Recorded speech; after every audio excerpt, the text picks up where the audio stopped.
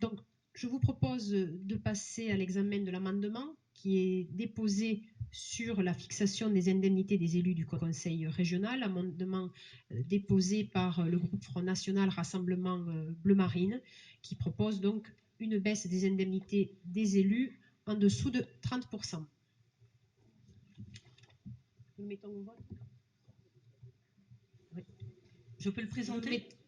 Oui, allez-y, présentez-le, Madame Jamet. Oui, il ne s'agit pas seulement des indemnités de fonction des membres du conseil régional. Les conseillers, moi, 50%, indemnité de conseiller plus 10%, indemnité de conseiller, je vous fais grâce de la lecture du tableau, mais il s'agit aussi des vice-présidents et de la présidente, frappés décrètement ou pas.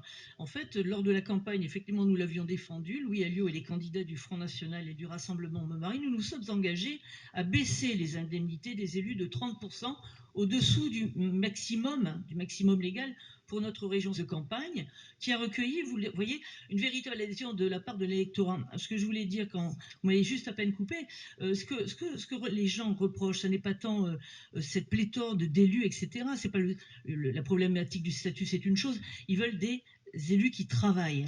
Et donc, nous devons travailler et nous devons aussi faire l'effort. Donc, nos compatriotes en région, je vous le disais tout à l'heure, qui sont confrontés à une perte importante de leur pouvoir d'achat, résultant d'une crise que vous savez sans précédent et d'un recours abusif à l'impôt, et on s'en essaie quelque chose en Languedoc-Roussillon comme en Midi-Pyrénées de la part de l'État, comme des collectivités territoriales, la France ainsi se classe au 2e rang des pays où la pression fiscale est la plus forte au sein des pays de l'OCDE. Et elle frappe tout le monde, et même les plus faibles et les plus démunis. On est dans une politique d'austérité, comme le disait tout à l'heure notre camarade de l'autre côté de l'hémicycle. Dans un but donc d'exemplarité et de respect de la parole donnée, nous proposons de diminuer de 10% le coefficient multiplicateur de l'indice de référence pour chaque conseiller régional en portant la rémunération des conseillers régionaux au minimum, ce qui affectera également par ricochet les indemnités des membres de la commission permanente comme des vice-présidents et de diminuer de 30% le coefficient multiplicateur qui s'ajoute à l'indice de référence pour baisser dans les mêmes proportions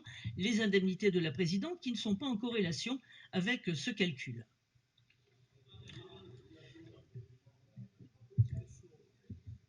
S'il vous plaît, pas d'intervention.